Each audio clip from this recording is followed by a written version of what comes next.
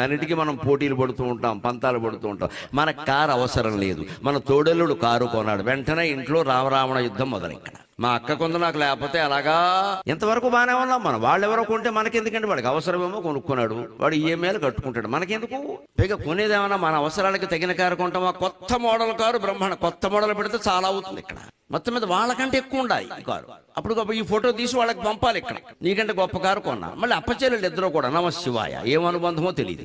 మన అక్కతో మనకి పోటీ, మన తమ్ముడితో మనకి పోటీ, చివరికి ఉద్యోగాలు మొదలయ్యాక భార్యాభర్తల మధ్యలో కూడా పోటీ వస్తుంది. భర్తకి ప్రమోషన్ వచ్చింది అనగానే భార్య సంతోషించే పరిస్థితి. మాది అదో డిపార్ట్మెంట్, మాకు ఎంతకి ప్రమోషన్ రాదు. ఈ మాట ఎందుకమ్మా, ముందు మీ ఆయనకు వచ్చింది సంతోషించరాదా? ఒకడు ఆవిడకే ప్రమోషన్ వచ్చి ఈయనకి రాలేదు అనుకో, అబ్బో ఇంకా మగజాతిలో తలెత్తుకోలేడు. కొత్త వ్యాఖ్యానం చేస్తారు, వీడు మొహం చూస్తే ఎవడో ప్రమోషన్ ఇవ్వడానికి మొహం చూసి ఇస్తారు ప్రమోషన్. వాళ్ళు ఆవిడ మేనేజర్ అయిపోయింది, వీడు గుమస్తా కింద ఉన్నాడు. ఇదో వ్యధ మన సమాజానికి.